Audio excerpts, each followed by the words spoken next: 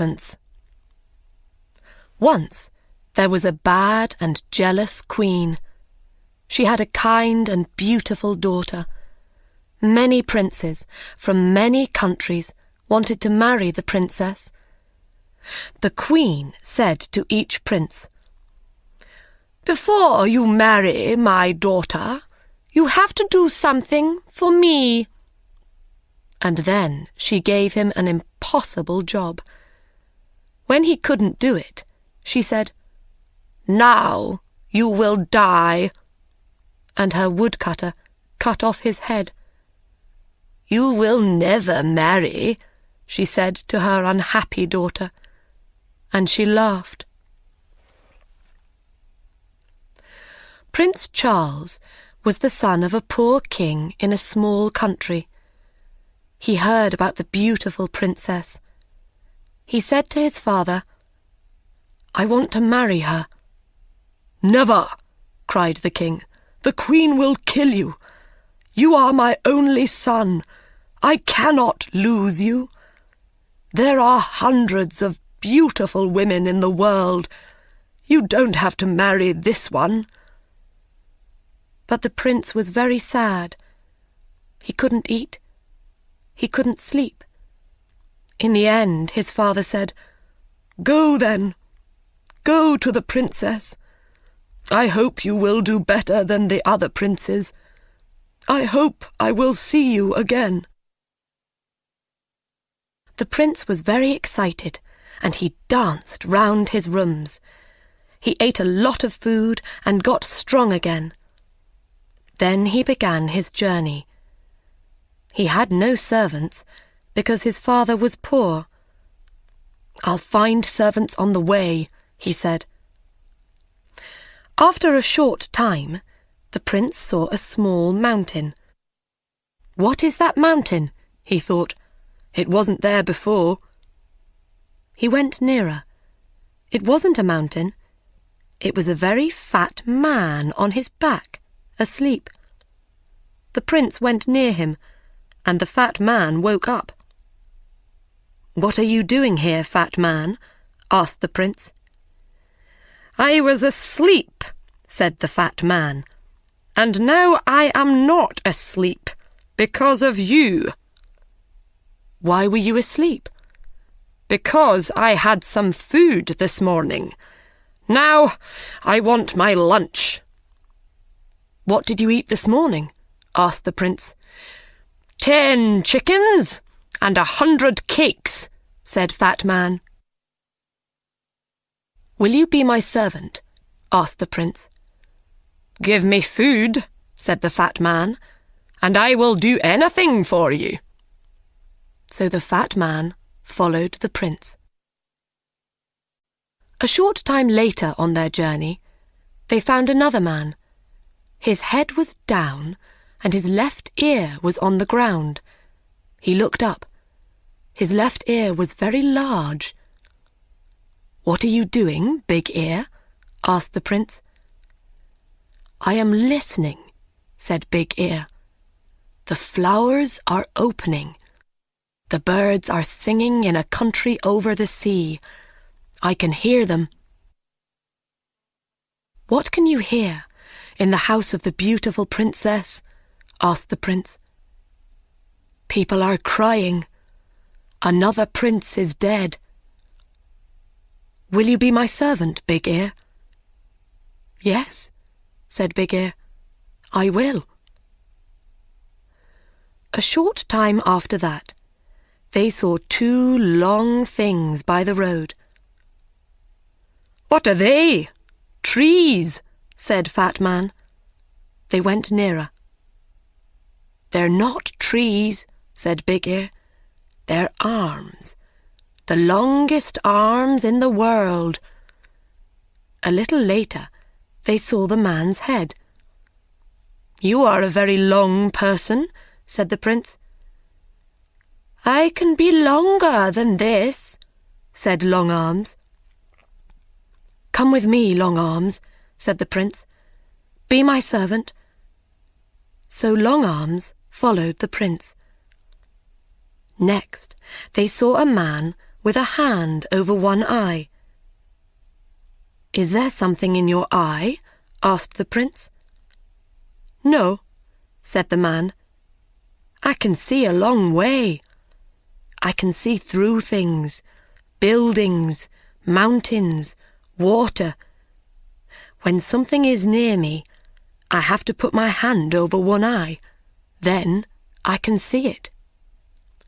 "Come with me, Quick Eyes," said the prince, "and be my servant." And Quick Eyes followed the prince. They went on their journey, and the sun got very hot. The prince opened his coat. They came to a man by the road. He wore 2 thick coats and a large hat. They could not see his face. He said, "I am cold, cold, cold." "Why are you cold, cold man?" asked the prince. "The sun is very hot, and our coats and shirts are open. We are hot." "When I open my coat," answered Cold Man, "the sun disappears. It snows.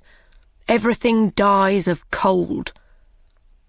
"Come with me," said the prince, "and be my servant.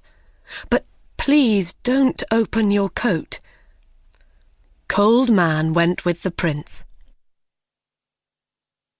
Prince Charles and his servants arrived at the city, and the prince went to the queen.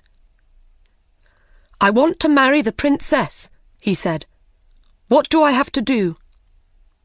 The queen answered, "You will have to do 3 things. Do them well. Then you can marry the princess." "What is the first thing?" asked the prince. "I have a beautiful blue jewel. Yesterday it fell into the river. Bring me the jewel before the sun goes down." The prince went back to his servants. "How can we find the jewel?" he asked them. Quick Eyes took his hand from his eye. "I will look for it." He went to the river. "There it is, over there." "I can't see it," said Long Arms. Then Fat Man opened his mouth and drank the water in the river. A short time later, the river was dry. Long Arms got the jewel and gave it to the prince. The queen was very angry when she saw the jewel. Then she said, "Tomorrow I will give this prince a very difficult job." She thought hard. She did not sleep that night. The next morning, the prince woke up early. He went to the queen again. "You are hungry after your long journey," she said, with a cold smile. "I have 30 chickens outside. Eat them before 12 o'clock. I do not want to find 1 chicken leg." "Can I invite a friend?" the prince asked. "I do not like eating without a friend." "You can ask 1 friend," said the queen. The prince left. "He will die this afternoon," she said to her daughter, and she laughed. The prince went back to his friends. "Come with me, Fat Man," he said. Fat Man quickly ate the 30 chickens. Then he ate the queen's other animals, the bread in the kitchens, the fruit on the trees, and the vegetables in the ground. "Now what can I eat?" asked Fat Man. There was nothing there, so he went to sleep. At 12 o'clock, the queen called for her lunch. She waited and waited, but no food came. She went to see the cook. "Where is my lunch?" she asked. "A fat man ate everything in the gardens and everything in the kitchens. There is no food." The queen got angrier and angrier. Then she thought of a plan. "Ha ha!" she laughed. "Now I will catch him." The prince came to her on the third day. "Will you eat with me tonight?" she asked, with a lovely smile. "And after that, would you like to sit with the princess for 2 hours?" "Yes," answered the prince. "I would love that." "You will not fall asleep when you are talking to the princess?" asked the queen. "Fall asleep?" cried the prince. "Never." "When a person falls asleep with the princess," said the queen, "the princess disappears by magic. Then that person dies." The prince put on his most beautiful clothes. He ate with the queen. Their conversation was very cold. Servants brought wonderful food and wonderful drinks. When the prince turned away for a minute, the queen quickly put something into his glass of wine. The prince did not see. He drank the wine. Then the queen took him to the princess. They climbed up many stairs to a high room. The princess sat sadly by the window. The red light of the evening sun lit up her beautiful face. The river below, the flowers round the window, and her dress were the same colour. The prince sat near the princess. They were very happy for a short time. But the prince's eyes suddenly felt heavy. He started to fall asleep. He couldn't hear the princess's words. His eyes shut. He was asleep. Half an hour later, he opened his eyes again. The princess wasn't there. He looked everywhere in the room, but he couldn't find her. He ran to the window and looked out. He saw Big Ear below. He called to him, "The princess isn't here. We have to find her in the next hour." Long Arms brought the prince down to the ground. "Where is the princess? Can you hear her, Big Ear?" Big Ear put his ear to the ground. "Yes," he said, "I can hear her. She is calling. She says that she is across the river. She is inside a tree. Her mother's men put her there." Quick Eyes looked. "Yes," he said, "I can see her." "But how can we get her?" cried the prince. "I have an idea," said Cold Man, and he opened his coat. Snow fell. Everything went white. Cold Man jumped into the river, and the water was ice. They ran across the ice and brought the princess back. Long Arms put the prince and princess back through the window into the high room. They sat down, and the door opened. The queen came in. She could not speak when she saw the princess. She gave them a cold smile. "We are having a very interesting conversation," said the prince. "We are talking about trees and rivers." "Come with me," said the queen. "It is night. Your bedroom is ready. Your servants can sleep there too." The prince said good night to the princess, and he and his servants followed the queen. She took them to a big room. The queen shut the door. She ran to the cook and said, "Make a great fire under their room." After a short time, the room got very hot. The prince went to the door, but he couldn't open it. "I can hear a great fire below us," said Big Ear. "This is wonderful," said Cold Man. "I feel really warm for the first time in my life." "Open your coat, Cold Man," said the prince.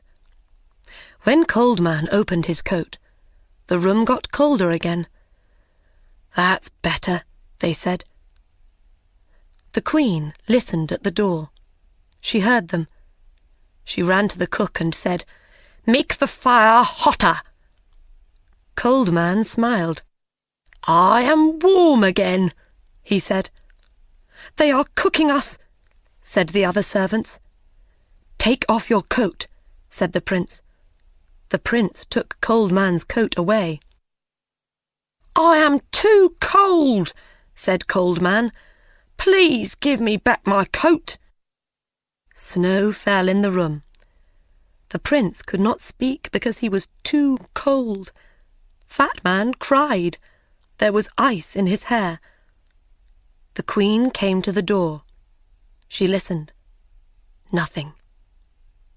"They are dead now," she said. She opened the door. The prince and his servants ran out of the room. "Let's go and sit by a fire," said the prince. "My face and hands are blue with cold." The Queen could not win. She knew that now. So she left the country. The princess married the prince, and they lived happily. And the good servants lived with them.